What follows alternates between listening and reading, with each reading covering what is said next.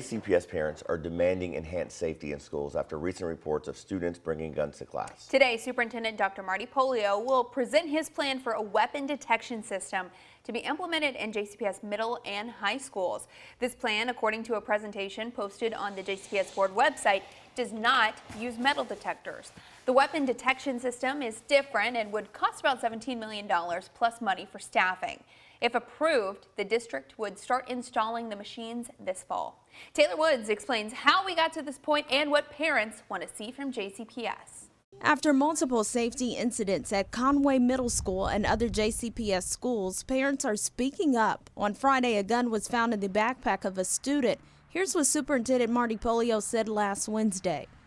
Kids having access to handguns is not a positive thing, and we've got to find a way to stop that, and I will be an advocate for that. In February, Dr. Polio and his staff were challenged by parents at a board meeting, holding signs requesting metal detectors. A proposal to install metal detectors at the April 25th board meeting.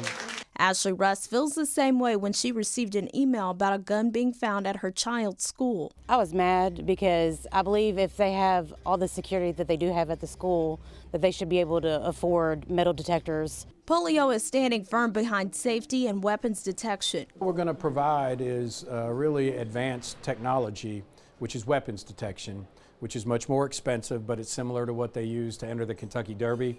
Russ says she never would have imagined middle school students bringing weapons to school. One of her kids is in virtual school because of the family's safety concerns. There's been lots of fights that's been recorded, a lot of fights posted on YouTube or on Facebook groups. There's been guns found there before. Polio says after looking at schools with weapon detections in Charlotte, Jacksonville, and Lexington, he feels they are strongly needed in Louisville. There is no doubt the challenge will not just be, the cost will not be the challenge. We can do that. The challenge will be the staffing. Taylor Woods, WHAS 11 on your side. Dr. Polio is expected to present his plan for the weapon detection system to the school board during their meeting tonight at 6. A newly released 400-page report says Louisville's jail is risking lives, lawsuits, and possible federal intervention if it does not make major changes. That year-long investigative report was put together by former FBI agent David Byer. The report says the jail is an inadequate facility with poor supervision. It provides lackluster training to employees, and it's short-staffed. The report says these issues are largely responsible for deaths in the jail. After interviews and tours inside, Byer said prior city leadership allowed issues to fester, and it will be up to the current administration to make big changes. That includes pursuing a new facility. Metro Council President Marcus Winkler says funding for a new facility would be years away, but they could start coming up with a plan now. I think when you look at that facility, it's probably past its functional life, and that we should begin work to look at what should a new and modern facility look like. And that includes things like mental health and substance abuse services. In his report, Byer makes it clear current jail director Jerry Collins is making progress. For example, just last week, the jail created a dashboard showing the jail's current population. It's making a mental health professional available 24 hours a day and ending a partnership with its current healthcare provider. 2 people are recovering this morning after a crash in Newburgh. One of them is a Metro police officer. This happened at the intersection of Old Shepherdsville Road and Armsmere Way around 6 last night. Police say the LMPD SUV was on Shepherdsville without lights and sirens on when a Jeep turned in front of it. The crash caused the Jeep to flip over. The officer and the driver of the Jeep were taken to the hospital with minor injuries. And 2 people are in jail in Shelby County accused of stealing a television production truck from Bellarmine University worth $1.2 million. This theft happened around 5 Monday morning. Hours later, police say deputies in Shelby County stopped a white truck that matched the description of the one used in the theft. Chris Reed and Amanda Phillips were in the truck, and they both had warrants for unrelated crimes. Through their investigation, police ended up in a barn off Old Hetty Road in eastern Jefferson County. These photos show the inside of the trailer. Investigators believe some of the media equipment is in the trailer and some of it is in Shelby County. Today, we're here to honor a hero. If you look behind us, that's a big part of what Louisville's about.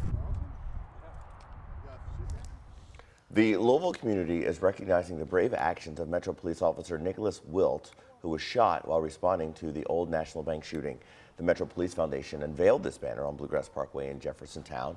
Its 20-foot sign shows Officer Wilt in his LMPD uniform with the words, "Wilt's Louisville." This means so much to the family to be able to see a physical representation of how much the community loves and appreciates the sacrifice that Nick has made. Still in critical condition at the hospital, the community is invited to a prayer vigil forum hosted by the city of J-Town. That's happening at 7 o'clock tonight in front of the J-Town Senior Center on Watterson Trail.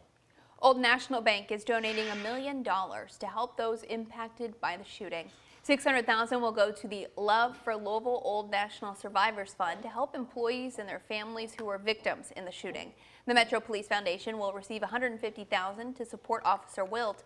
Another $150,000 will benefit the U of L Hospital Trauma Center, and the remaining $100,000 will be given to the Red Cross. All right, Colleen, 41 degrees out there. Is it going to get better? It is going to get better, Eric. We have temperatures that will be getting into the mid-60s, but yes, you might need that jacket walking out the door. We're going to stay below average here for the next 7 days. Typically, we're in the low 70s. Today, we'll be in the mid-60s, but hey, that's a trade-off because we got 80-degree weather last week. I will show you when we will get that next chance of rain coming up in 10 minutes. Sam, what's that one thing we should know about traffic? Yeah, a heads up if the Watterson Expressway is normally a part of your commute, as we're still watching a crash unfolding here. Approaching Breckenridge Lane, I'll let you know how your overall picture is going to be looking with your commute heading into work and school early this morning, along with that crash coming up here in a few minutes.